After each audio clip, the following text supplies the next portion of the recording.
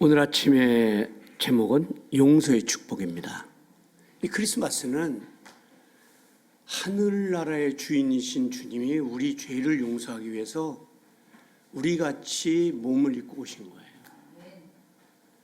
예. 하늘나라의 왕이신 예수님이 우리 죄를 용서하시기 위해서 오신 거죠. 네.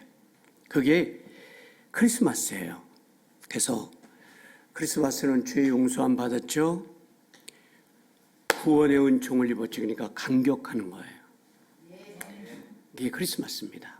그래서 본인이 그렇게 하늘나라에서 오셨기 때문에 내가 너희들을 용서한 것 같이 너희들도 남의 허물을 용서해라 이렇게 말씀하시는 거예요. 다른 종교 화려한 종교들이 참 많아요. 불교도 있고 이슬람도 있고 많이 있는데 그게 다 가짜예요. 왜냐하면 거기는 두 가지가 없어. 그 종교에는 두 가지가 없는데 그 두 가지가 뭔지 아세요? 예, 구원도 없지만 거기에는 성탐과 부활이 없어. 성탄이 뭐예요? 다 우리는 우리는 다 혈통이 뭐예요? 남자와 여자가 여기서 남자와 여자가 아닌 사람 손 들어보세요. 그건 하나님이야. 응? 우리 교회는 그 하나님 없죠? 그러니까 벌써 그 종교가 따라올 수 없어요. 하늘에서 마리아를 통해서 성령으로 잉태되셨어요. 또 하나는 부활이에요. 다 돌아가셨어, 그분들은. 그래서 무덤만 자랑해. 마음의 석가모니, 이슬람 종교 만든 무하마드 다 무덤을 자랑하는데 우리 기독교는 부활한 예수님을 자랑하는 거예요. 제가 평생에 만난 사람들이 많이 있지만은 제가 정말 존경하고 사랑하는 닥터 페일스예요. 고고학자면서 신학자. 그래서 해마다 이스라엘 가서 많이 울고 오는 거예요. 예수님의 자취를 보고. 그런데 그 닥터 페일스는 그렇게 부활한 예수님의 흔적을 찾아볼 수 없고 정말 우리 주님이 부활하셨구나. 그래서 감격해서 오지만 눈이 벌게 갖고 찾아다니는 2,000명이나 되는 불신자, 무신론자 고고학자들이 허탈한 마음으로 비행기를 타야 하는 거예요. 왜? 예수님은 살아나셨어요. 그래서 그분이 오늘 아침에 하시는 말씀이 마태복음 18장 35절에 너 형제와 자매를 용서하지 않으면 나도 너를 용서하지 않을 거야. 그렇게 말씀을 하셨거든요. 마태복음 6장 14절, 누가복음 6장 37, 골로새서 3장 13절, 시편 130편 3절부터 4절 다 용서하라는 거예요. 그 다음에 에베소 1장 7절 그 피로 네가 용서를 받았으니 너도 남을 용서하라. 그래서 오늘 중요한 아침이에요. This morning very important time. 오늘 아침에 매우 중요한 시간이에요. 여기서 깨끗이 정리를 해야 돼요. 용서하지 못한 사람이 있으면 싹 용서하는 것으로. 그리고 예수님의 나 같은 죄인이 예수님의 용서를 받고 감격하면서 눈물을 흘리고 돌아가는 시간이 돼야 돼요. 오늘이에요.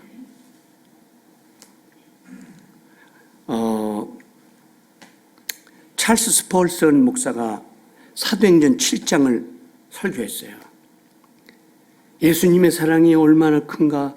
그가 설교하다 돌에 맞는 장면이잖아요.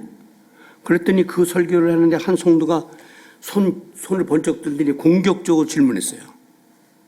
목사님, 그렇게 주님을 사랑하던 스데반이 돌에 맞아 죽을 때 예수님은 도대체 뭘 하신 겁니까? 여러분, 예수님도 그 사랑 전하다가 그렇게 죽으시고요. 사도 바울도 그 사랑 전하다가 순교했어요. 돌에 맞아 죽을 때 뭘 했습니까?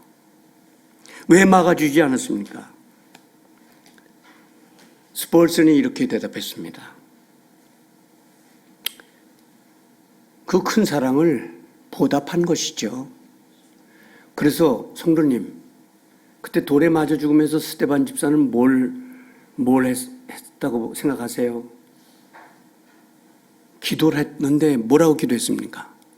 예수님처럼 똑같이 저들의 죄를 용서해 주세요.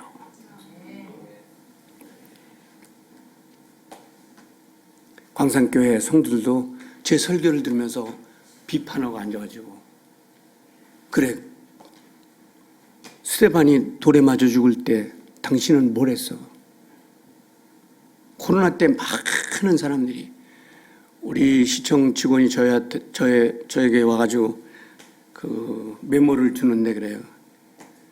목사님, 어마어마한 사람들이 교회를 떠났다고 합니다. 근데 재밌는 게 있어요. 교회를 다니는 어떤 사람이 모임에 와가지고, 나 이제 예수 안 믿을 거야. 왜냐하면 예수님이 사랑이라고 하시면서 코로나를 왜 안 막아줘?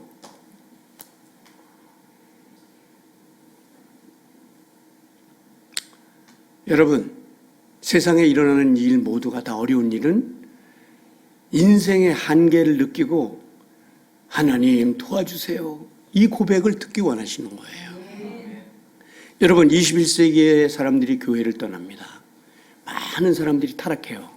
하나님이 어디 있냐고.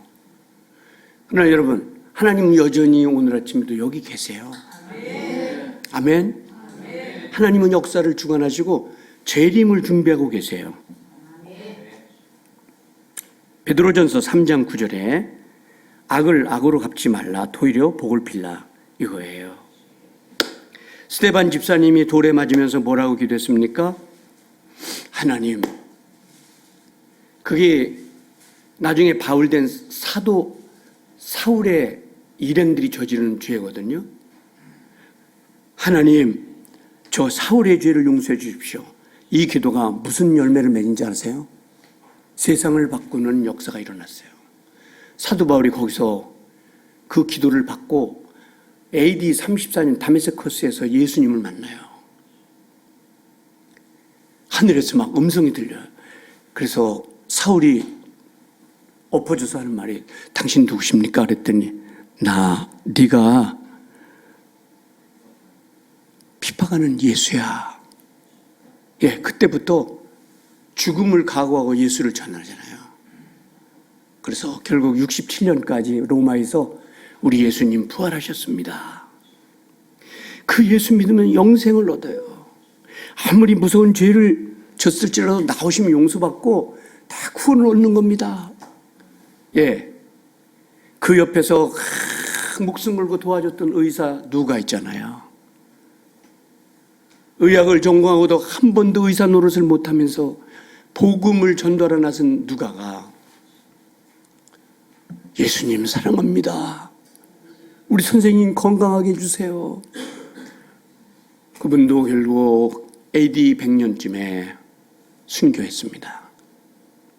여러분, 예수님의 사랑이 아니면 우리가 헌신할 수 있습니까? 순교할 수 있습니까? 없어요. 오늘 아침에도 어떤 집사님이 저를 찾아와서 큰 돈을 주시면서 이거 가장 불쌍한 사람들을 도와주세요, 시에 가서. 여러분, 그런 일 할 수 있어요, 여러분? 여러분은 예수님의 사랑을 느끼고 뭘 하면서 합니까?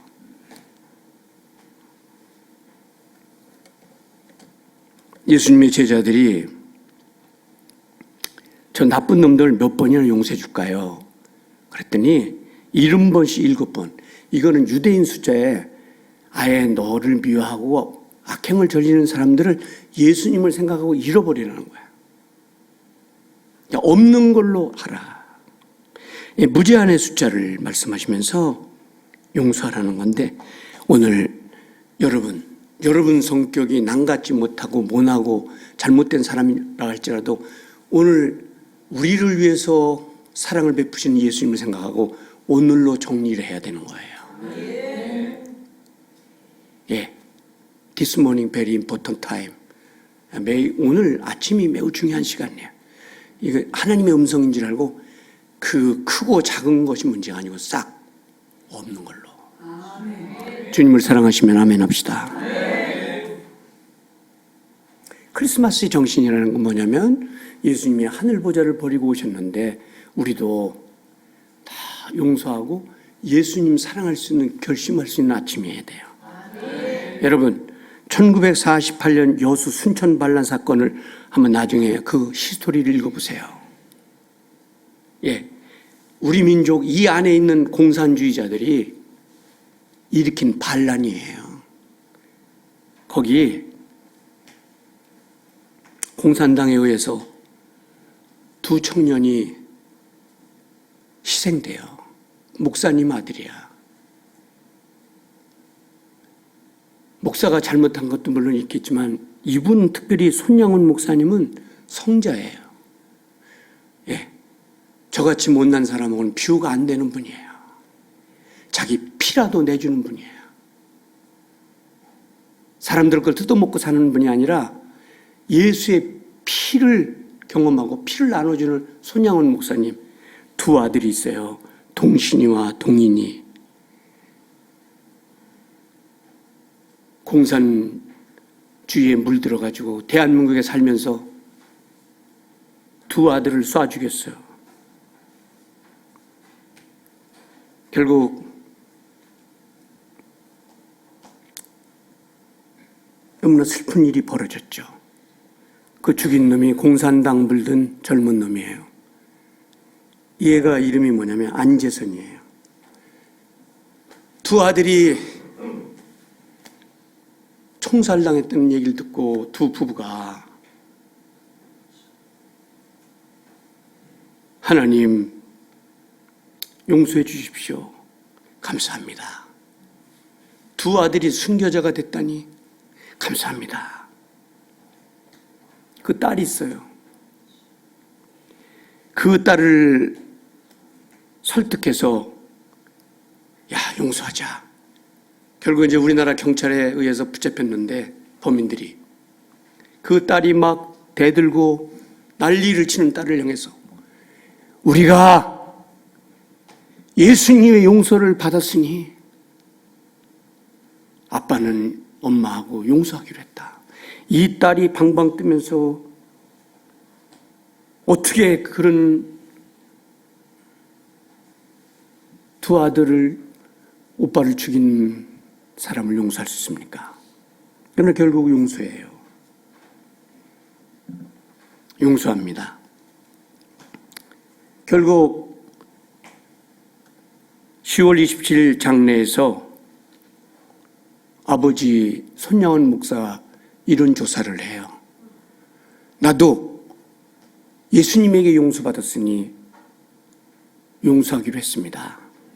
그리고 안재선이를 제 아들로 삼기로 했습니다. 여러분, 이게 예수의 정신이에요. 여러분, 조그만 이해관계 때문에 그렇게 힘들어하고 살 필요 없어요. 용서하면 축복이 쏟아집니다.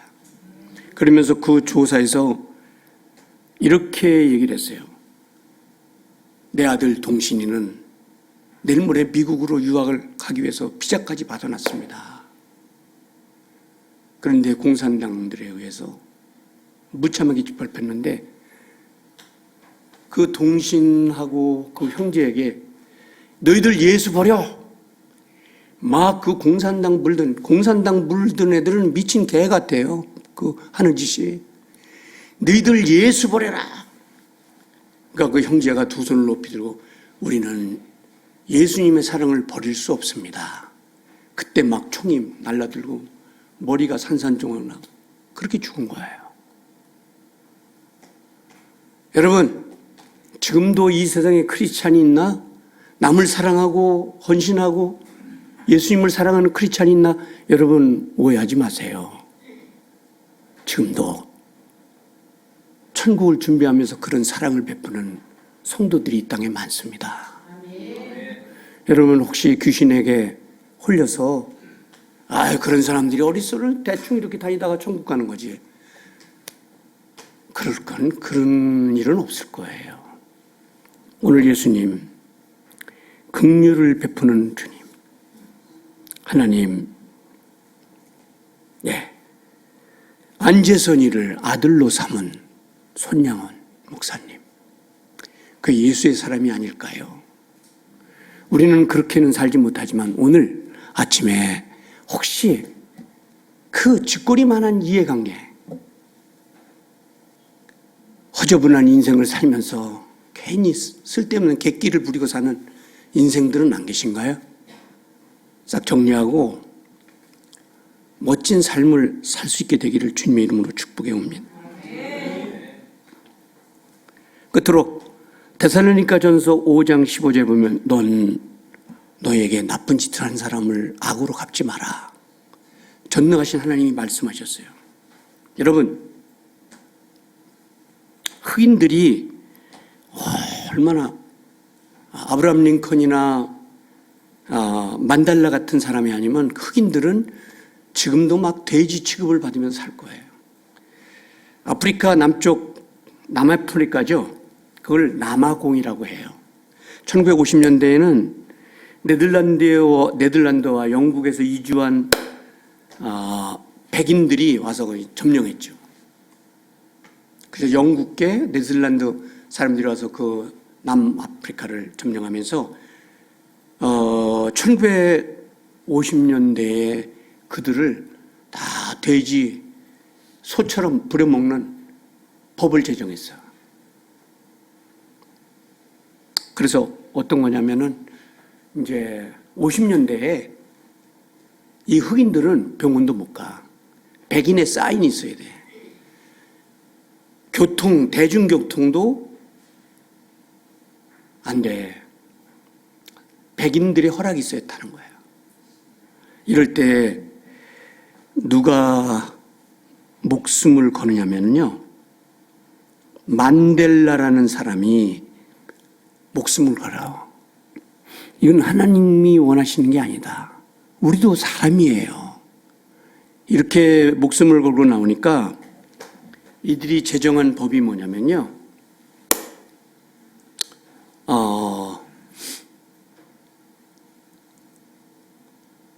종신형이에요. 백인에게 대들면은 종신형이다.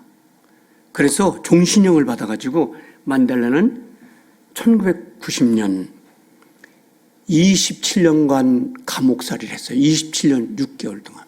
거기서 혹독한 매를 맞으면서 죽지 않고 살았지. 거기서 뭐 했느냐? 27년 6개월 동안 뭐 했느냐? 여러분 놀라지 마세요. 두 가지 일을 했어요. 팔굽기와 기도. 하나님, 언젠가는 저를 밖으로 내보내 주십시오. 그게 가능한 일입니까? 하나님 사랑해요. 그런데요, 하나님은 살아계셔요. 1994년 역사상 흑인 대통령이 남아공 대통령이 탄생하면서